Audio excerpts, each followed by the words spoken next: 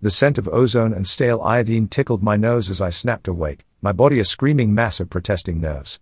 It felt like 1,000 hot pokers had been driven through my flesh and left to smolder and crackle within my bones. Every muscle, every tendon, felt as if it had been shredded in a whirlwind and haphazardly slapped back together. A gasp tried to force its way out of me, but some detached part of my brain slammed an iron gate in its path. I was alive. Somehow. The memory of that last battle washed over me like a tidal wave, threatening to drag me under. The snarling faces of the Zentiri, our age-old enemies, filled my vision. They were like a horde of monstrous insects, chittering and scuttling over the blasted remains of our outpost. I'd gripped my energy rifle till my knuckles ached, spitting bursts of plasma into their ranks, but they kept coming. A lucky shot. No, not lucky, it was pure Zentiri stupidity, had shattered the containment field on my backpack. My suit's integrity had cracked, and searing pain lanced through me as I was bathed in antimatter. One by one, my comrades fell. I remember the sickening crunch of Sergeant Yorvan's skull as a Zentiri berserker brought its fist down on his helmet. I permietam presiras Louis Krzyk Siet Santa Yorvana, G'day berserker Zentiri Opasil Psk na Jego helm. A rage hotter than any star had ignited within me then, a desperate blaze that blinded me to strategy, to tactics, to sense. And then, darkness. A merciful void that promised an end to the pain and fury. Now, my eyes were glued shut. Not by sleep, but by some instinct that told me opening them would reveal more horror than I wanted to witness. The rhythmic hum of machines and the soft murmur of voices told me I wasn't alone. My soldier's mind word, attempting to piece together the fragments and fill the blanks. Had the Zentiri won? But then, wouldn't I be? No, interrogation was their preferred method when it came to higher-ranking prisoners. Was I still on the battlefield then, surrounded by those chittering monstrosities performing their grisly experiments on me? Fear, cold and clammy, settled in my gut. Open your eyes, soldier. A gruff voice barked at me, a sharp slap to the side of my head cutting through my frantic thoughts. I flinched, wincing from the sting, but my eyelids betrayed me. There were no insectoid faces, no stench of fear and scorched energy weapons. Instead, a sterile white ceiling blurred into focus. A human face hovered above me, a grizzled, scarred visage. Two things struck me, the uniform he wore, a deep forest green I didn't recognize, and the look of wary curiosity on his face. Humans. My guts churned in a way that had nothing to do with lingering pain. It had been decades since our races had anything that could remotely be considered contact, centuries since anything close to peaceful coexistence. Humans were expansionists, always seeking to push the boundaries of their empire, a trait that put them constantly at odds with us. Who are you?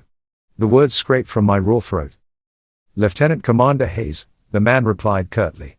His eyes gleamed with the sharp intelligence common to seasoned soldiers. And you're my big lottery win, soldier.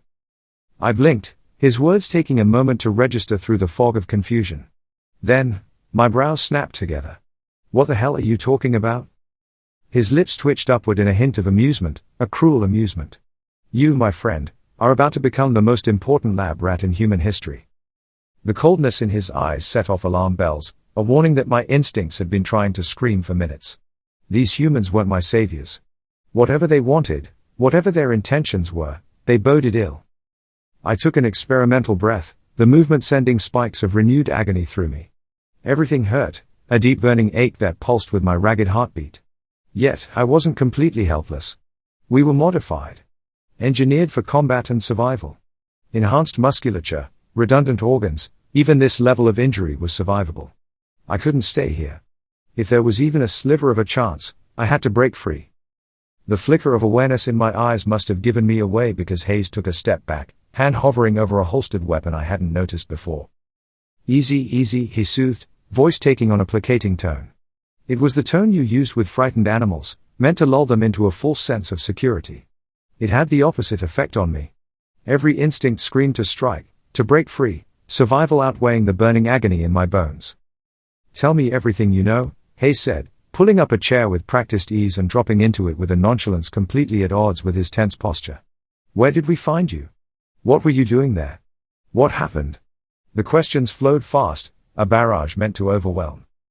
I stayed silent, focusing on a spot on the ceiling, letting my breaths come shallow. Every cell in my body urged me to lash out, but logic tempered the urge. I was injured, weak, in unfamiliar territory. I needed intel more than I needed immediate escape.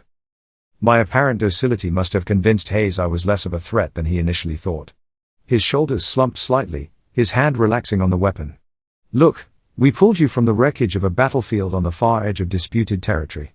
Your suit, well, it wasn't like anything we'd ever encountered. Remarkable tech, really.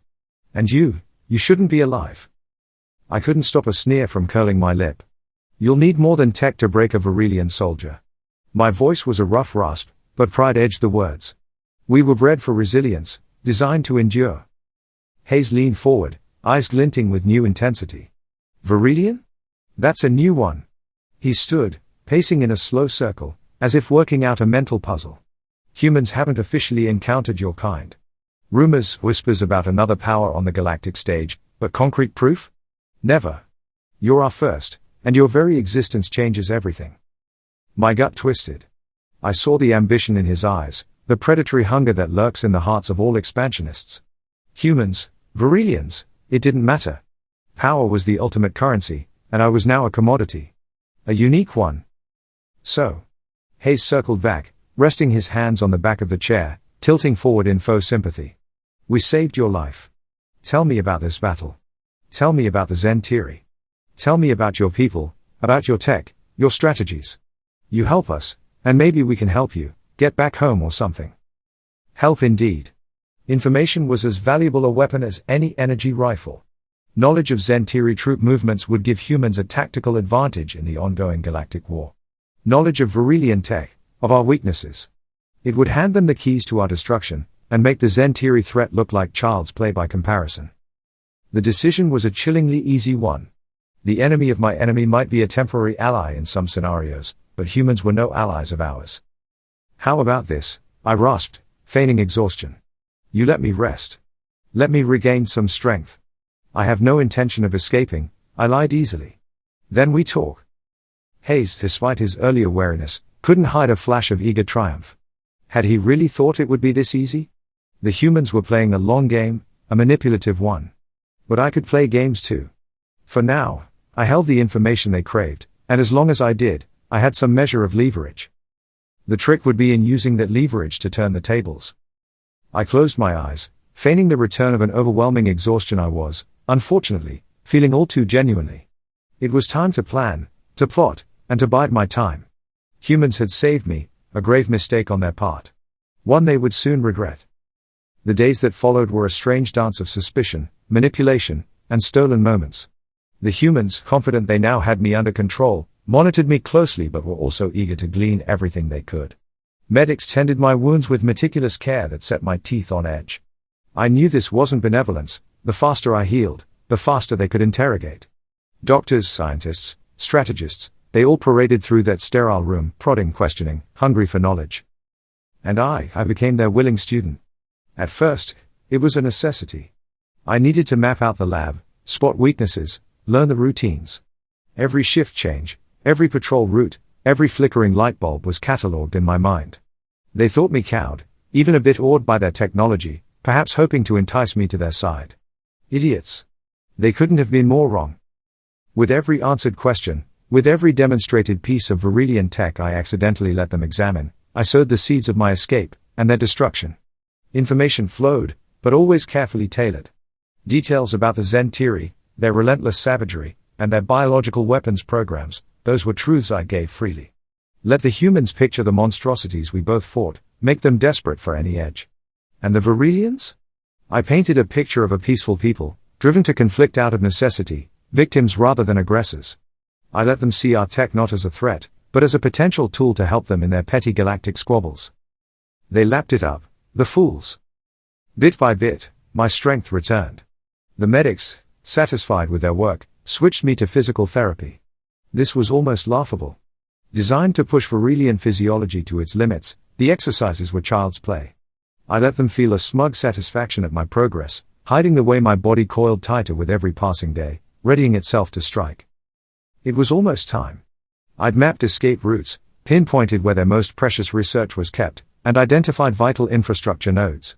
Disabling their comm system would be the first step, throwing them into disarray before I unleashed hell.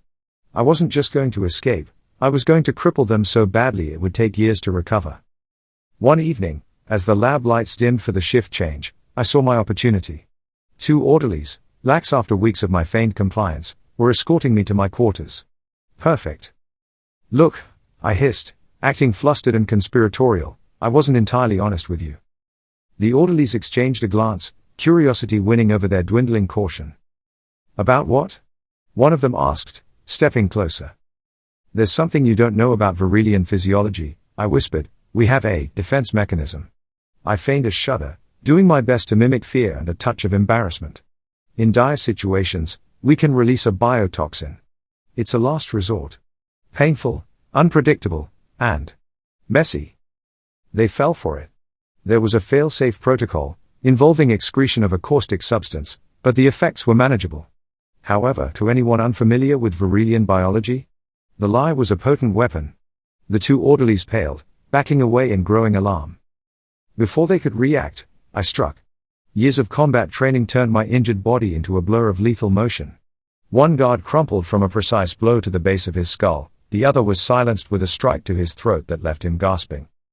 Alarms blared, harsh red lights flashing in the corridor as the lab system scrambled to contain the breach. I had minutes, maybe less.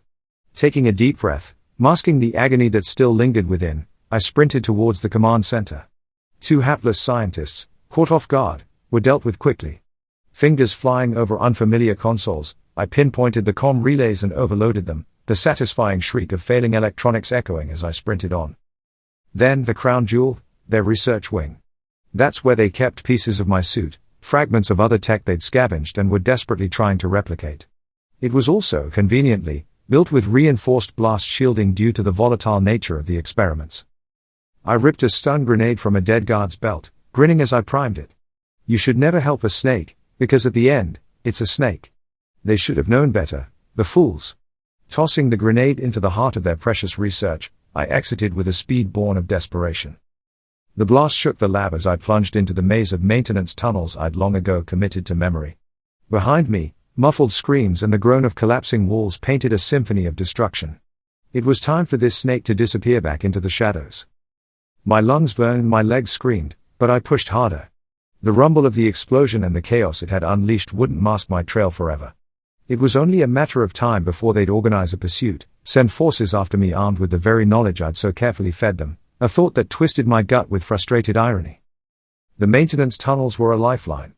Dimly lit, crisscrossing beneath the main floors of the lab complex, they'd become my sanctuary during long nights filled with whispered plans and barely suppressed rage. Now, they were my escape route. Each turn, each shadowed junction, was burned into my memory. Yet, I still hesitated at a critical intersection. Left led back towards the surface, a long winding path with multiple ventilation access points. Chances of encountering security were high. Right was a gamble, a route meant for emergency evacuations that I had only ever seen on stolen schematics. It might spit me out on the far side of their compound, perhaps even outside the perimeter entirely. Or, it might dead end in some reinforced blast vault. The shrieks of sirens reached my ears, the sound of relentless hound on my trail. No time for hesitation. Right it was. I plunged into the darkness, the pounding of my own heart the loudest sound for a precious few minutes. The tunnel was narrower, forcing me to crouch as I ran. The change in air pressure told me I was heading downwards, deeper beneath the facility. It was a desperate hope that this path was even vaguely how I thought it was. And then, a flicker of light ahead. An exit grate. With a surge of adrenaline, I charged towards it, muscles protesting the renewed exertion.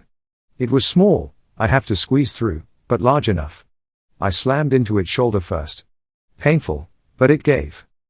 I hauled myself through the opening, dropping onto a patch of bare earth that tasted like freedom. Scrambling upwards, I broke into a dense thicket of foliage. The trees would provide temporary camouflage, and I knew this part of the compound was less heavily patrolled. Staying low, I darted from shadow to shadow, the thrum of activity from the lab fading behind me with every step. Were they organizing search teams? Launching ships? I didn't have time to contemplate their strategy. I had to push further, had to disappear into the vast stretch of wilderness bordering their territory. The forest whispered promises of secrecy, of sanctuary. It was dangerous, of course, any world had its predators. But those threats, I could handle. Humans always underestimated their enemies, overlooked the desperation and resilience of those they considered lesser.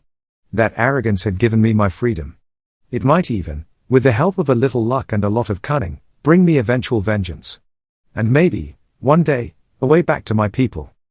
For now, there was just the rustle of leaves beneath my boots, the cool night air stinging my sweat-soaked skin, and the pulse of a heart that refused to be silenced. The forest didn't offer the lasting sanctuary I'd hoped for. Humans, tenacious as any apex predator, had search teams combing the woods within hours of my escape. They were clever, using tracking drones and thermal imaging far more advanced than the rudimentary Varillian versions. For days, I played a desperate game of cat and mouse, pushing myself to my physical limits and beyond. They came close enough to send shivers of fear down my spine, close enough to make escape feel like a fool's dream. But survive I did. I was Varillian. I was a warrior, and retreat wasn't in my blood. Still, it was clear I wouldn't last long out here. I needed more than wilderness to outwit the humans. That's when the plan crystallized, risky, audacious, a flicker of madness in the face of overwhelming odds. They had my technology, gleaned from wreckage and from my own careful manipulations. But what they lacked was a way off this planet. There were shuttles, yes, but those were designed for short jaunts and required launch codes I didn't possess. No, what I needed was one of their fighters, craft capable of breaching the atmosphere and reaching orbit.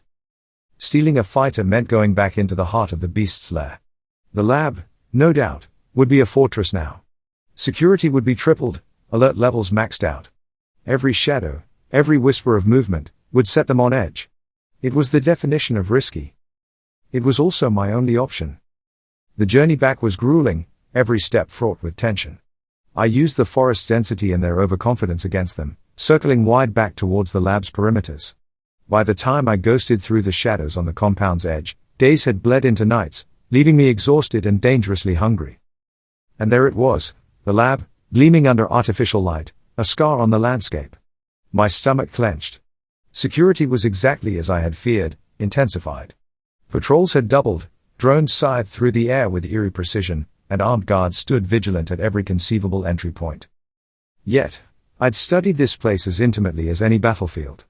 I knew the gaps, the brief lapses in surveillance, the rhythms of a facility that now operated on high alert around the clock.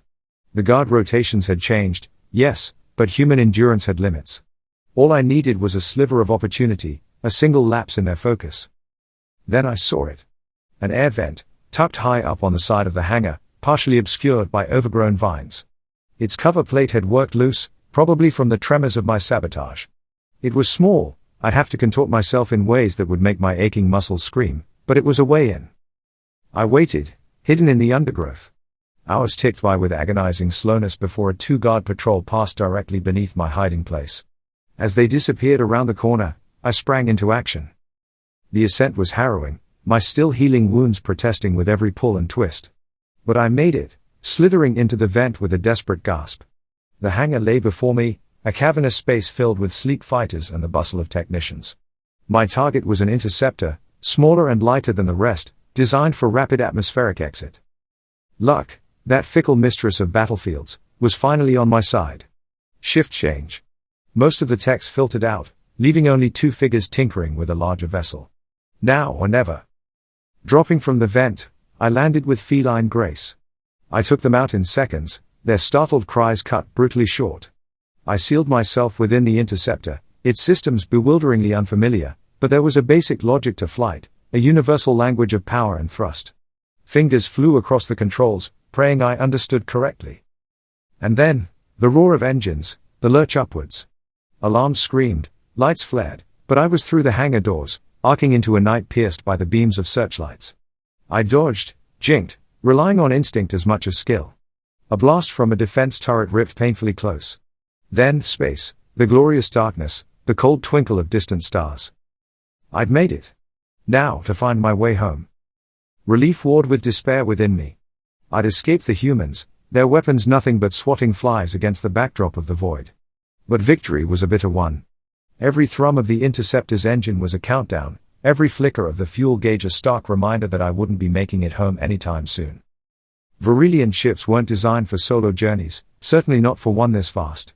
Fuel reserves were meant for combat maneuvers, quick interplanetary jaunts within a system, not for crossing the yawning gulf between stars.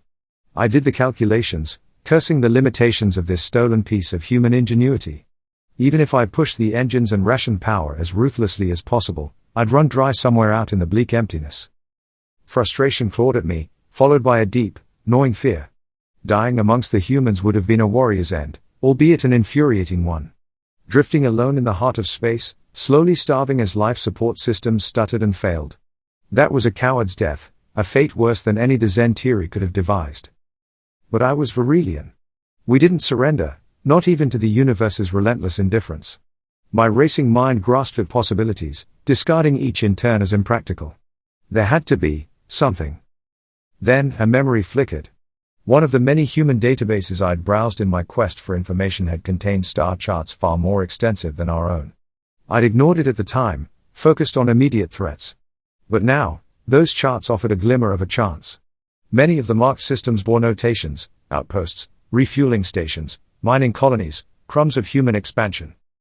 It was a gamble, a dangerous one. To approach any of these was to risk recapture, to trade one enemy for another. Yet, the alternative was unthinkable. I changed trajectory, making a beeline for the cluster of stars with the highest concentration of human activity. I might not find help, might even find another breed of conqueror, but at least it was a chance. A fighting chance. Besides, I hadn't escaped my lab prison merely to die meekly in the vacuum. Humans thrived on expansion, on conquest, in that, we weren't so different after all. They taught me lessons I hadn't even known I needed.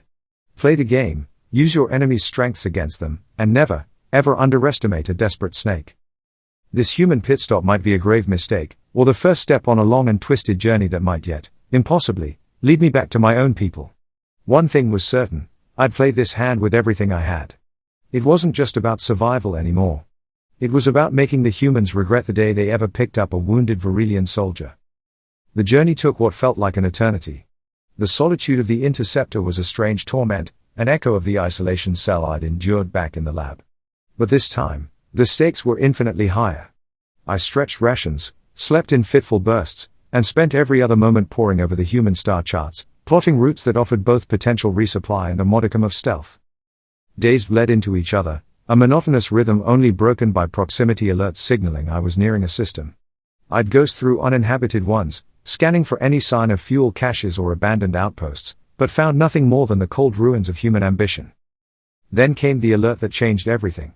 My interceptor's rudimentary sensors picked up a significant energy signature, not the steady hum of a space station, but the erratic pulsing of a ship in distress. A damaged vessel was a risk, a potential trap, but also a lifeline, my best bet for desperately needed fuel. I approached with agonizing slowness, every system on the fighter screaming at me to turn tail and run. Yet, the lure of survival overrode fear. As I drew closer, the damaged craft resolved itself into a human freighter, bulky and utilitarian. Its port side was a mangled mess of scorched metal and ruptured containment fields, evidence of a recent attack. Pirate activity was rife in these frontier systems, a fact I was acutely aware of. A choice loomed: play the rescuer, hope for some shred of human compassion, or take the pragmatic route, steal what I needed and leave the survivors to their fate. The Virelian warrior in me leaned heavily towards the latter. It was how we fought, how we survived against the odds. But the humans had unwittingly forged something within me, a sliver of hesitation I couldn't fully explain. Perhaps it was the memory of their medics, working tirelessly to save a creature they barely understood. No, that was weakness. It was simple logic: a damaged ship was a beacon for whoever, or whatever, caused the damage. Lingering meant becoming a target. Decision made, I powered up weapons, cloaked the interceptor, and moved in to leach fuel before vanishing back into the darkness. What I saw as my targeting systems locked onto the freighter made the blood run cold in my veins. The attackers weren't pirates. They were Zentiri. A trio of their predatory fighters swarmed the crippled human vessel, spitting bursts of plasma. The freighter's defenses were a pathetic joke against such firepower. Another minute, and it would be reduced to drifting debris. My mind spun. Here were my nemesis, exposed and vulnerable. I could strike, deliver a sliver of vengeance for my fallen comrades, cripple this Zentiri raiding party. But doing so would reveal my presence, my escape. The humans would hunt me with renewed fervor, and all hope of resupply would vanish. Yet, leaving the humans to their slaughter felt wrong. The Zentiri fighters were lining up for the kill blow. There was no time for deliberation, no room for strategy. Cursing myself, cursing the impossible situation, I powered forward, The interceptor screaming out of the darkness towards a battle that wasn't mine to fight.